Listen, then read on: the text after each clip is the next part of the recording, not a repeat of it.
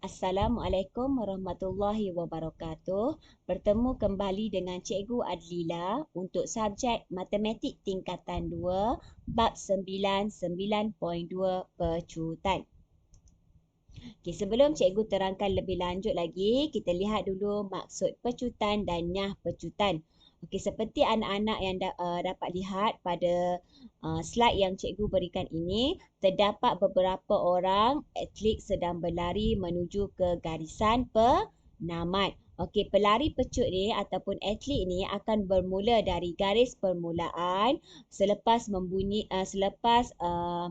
bunyi tembakan pistol kedengaran. Jadi laju larian semakin bertambah apabila mereka mula memecut ketika menuju ke garisan penamat.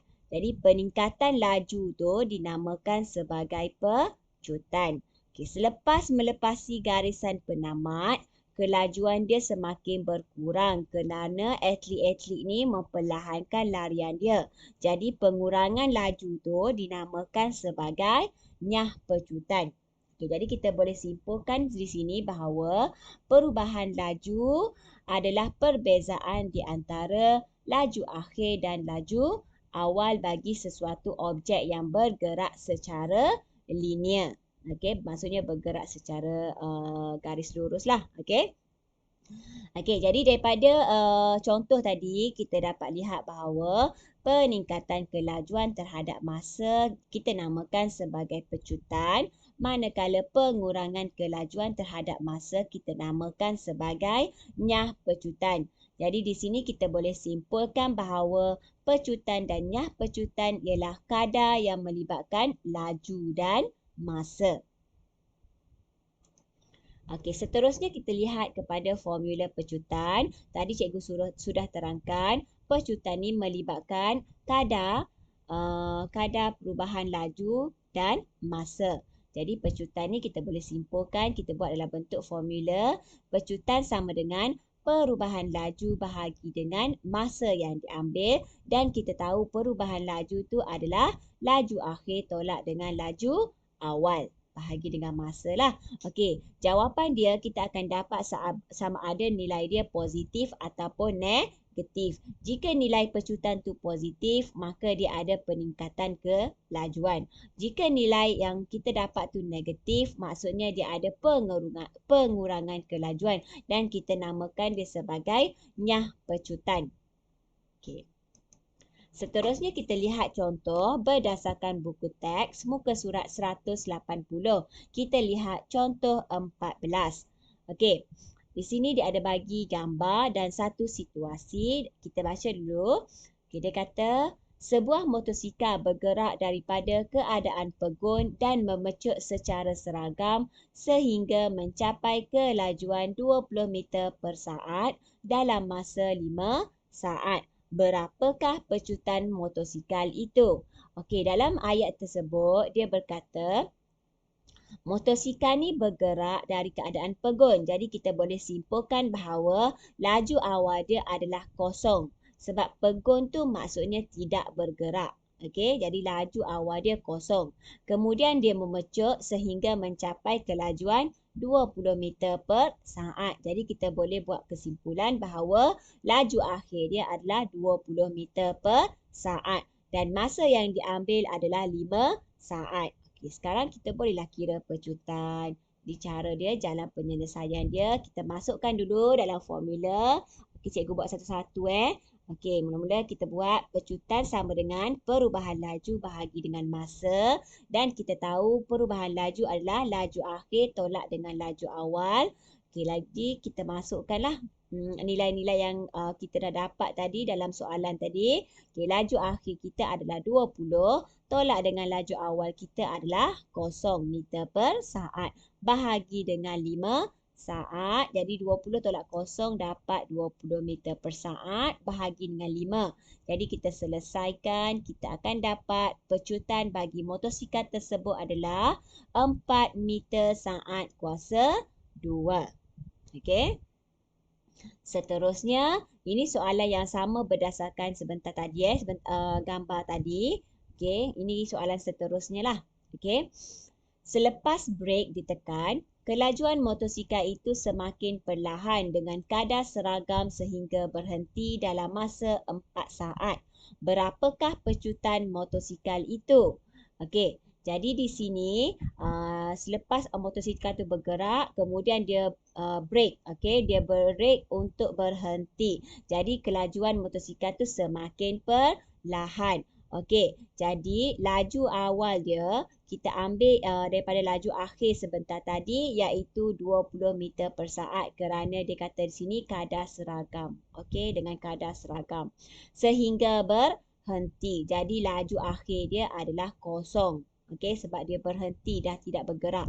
Dan dia ambil masa untuk berhenti itu selama 4 saat. Jadi dia soalan dia tanya pecutan motosikal itu. Okay, jadi macam biasalah kita buat dalam bentuk formula, masukkan dalam formula. Kita tahu pecutan sama dengan perubahan laju bahagi dengan masa yang diambil dan perubahan laju tu adalah laju akhir tolak dengan laju awal. Jadi laju akhir kita adalah kosong kerana kita dah berhenti, motosikal itu dah berhenti. Tolak dengan 20 meter per saat bahagi dengan masa yang diambil adalah 4 saat. Jadi 20 tolak kosong, kita akan dapat negatif. Nampak tak di sini simbol negatif? Simbol negatif ni merujuk kepada pengurangan laju. Okey? Ini negatif 20 meter per saat per dengan 4 saat. Jadi kita kira kita akan dapat negatif 5 meter saat kuasa 2. Di sini kita akan dapat jawapan dia negatif. Jadi kita boleh simpulkan bahawa nyah pecutan motosikal itu adalah 5 meter saat kuasa 2. Okey, jadi cikgu nak ingatkan di sini bila kita kira macam biasa dalam bentuk pecutan macam ni, kita mesti letak simbol negatif. Tapi kalau jawapan akhir tu kita letak kita nyatakan dia bahawa nyah pecutan. Jadi kita tak perlu letaklah simbol negatif di hadapan nilai yang kita dapat tu. Okey, nyah pecutan tu menunjukkan pengurangan dia lah. Okey, nyah pecutan tu menunjukkan dia ada simbol negatif dah. Jadi tak perlu letak lagi negatif di hadapan 5 ni. Okey. Seterusnya, kita tengok kepada penukaran unit. Untuk pecutan, formula yang kita ada adalah laju bahagi dengan masa. Perubahan laju bahagi dengan masa kan. Jadi biasanya untuk unit laju, kita guna kilometer per jam dan meter per saat. Dan untuk unit masa, biasanya kita guna jam dan saat. Okay, untuk unit pecutan, tengoklah berdasarkan unit laju dan masa lah. Okey, sama ada kilometer per jam ataupun meter per saat. Okey, seterusnya kita tengok contoh 15. Okey, berdasarkan buku teks muka surat 182. Okey, di sini dia kata tukarkan 420 meter per minit kepada unit kilometer per minit. Okey, di sini dia dah bagi 420 meter per minit merujuk kepada laju dan per minit di sini merujuk kepada masa yang diambil. Okey, jadi ini adalah nilai untuk pecutan lah. Tapi dia tukar unit dia dalam kilometer per minit. Maksudnya dia tukar meter kepada kilometer. Yang lain tak perlu tukar lah. Okey. Jadi kita tengok jalan penyelesaian dia. Yang pertama, kita tahu pecutan yang dia bagi adalah 420 meter per minit. Cikgu tulis dalam bentuk pecahan supaya senang kita nak selesaikan. Okey. Seterusnya, yang meter ni, yang atas ni kita tukar, cikgu buat dalam bentuk pecahan macam ni supaya senang kita nak selesaikan. Jadi 420 meter per minit bahagi dengan minit. Bahagi minit ni yang bawah ni yang di bawah ni. Okey, seterusnya meter. Kita nak tukar meter kepada kilometer. Jadi meter tukar ke kilometer kena bahagi dengan 1000. Jadi 420 bahagi 1000 kilometer per minit bahagi dengan minit yang bawah ni yang tepi ni Okey, jadi kita akan dapat 0.42 kilometer per minit. Darab. Okey, nampak dari sini bahagi cikgu tukar kepada darab. Bila bahagi tukar kepada darab, jadi minit ni kita kena turunkan. Jadi 1 per minit. Kita kena tukar bentuk dia. Okey, jadi kita selesaikan 0.42 km darab 1 dapat 0.42 km.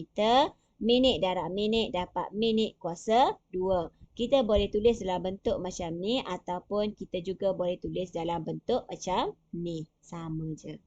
Okey. Seterusnya, kita lihat contoh 17 berdasarkan buku teks muka surat 182. Okey, dia kata di sini, Sammy memandu dengan kelajuan 70 km per jam. Dia menambah kelajuan keretanya kepada 100 km per jam dalam masa 30 minit. Hitung pecutan dalam kilometer per jam. Okey, di sini laju awal kita adalah 70 km per jam dan laju akhir dia adalah 100 km per jam dalam masa 30 minit. Okey, masa yang dibagi dalam minit sedangkan dia nak dalam jam. Jadi kita masukkan dulu dalam formula pecutan. Okey, macam biasa pecutan sama dengan perubahan laju bahagi dengan masa yang diambil. Okey, kita tahu perubahan laju adalah laju akhir tolak dengan laju awal. Jadi laju akhir berdasarkan soalan yang dia bagi adalah 100 km per jam tolak dengan 70 km per jam bahagi dengan masa iaitu 30 minit. Tapi 30 minit ni kita kena tukar kepada jam sebab soalan dia nak dalam unit jam. Jadi minit tukar ke jam kita kena bahagi dengan 60. Atas ni dapat 30 kerana 100 tolak 70. Okey, dapatlah 30 km per jam per dengan 30 bahagi dengan 60 jam.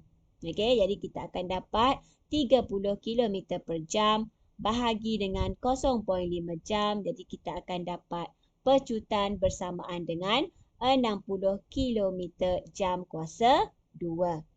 Okey. Seterusnya, okey, soalan B, okey,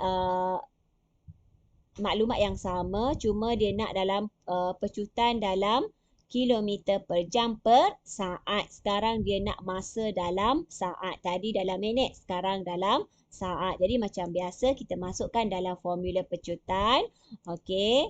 Laju akhir tolak laju awal. Jadi laju akhir kita macam biasalah 100 tolak 70 km per jam bahagi dengan 30 minit. Jadi 30 minit ni kita kena tukar dalam saat. Jadi anak-anak pelajar kena ingatlah minit kepada saat kita kena darab 60. Jadi atas tu kita tolak macam biasa 100 tolak 70 dapat 30. Okey, jadi macam ni kita selesaikan kita akan dapat 30 km per jam per 1800 saat. Okey. Jadi kita bahagi macam biasa kita akan dapat 0.0167 km per jam per saat. Jadi inilah jawapan akhir bagi pecutan untuk soalan B. Okey. Jadi itu sahaja pembelajaran yang cikgu ingin ajarkan kepada anak-anak untuk hari ini. Jadi semoga dengan pengajaran cikgu sebentar tadi anak-anak boleh faham. Okey, dan jangan lupa siapkan latihan yang cikgu akan berikan. Jadi kita akan jumpa lagi di lain masa dan di lain hari. Sekian, terima kasih. Assalamualaikum.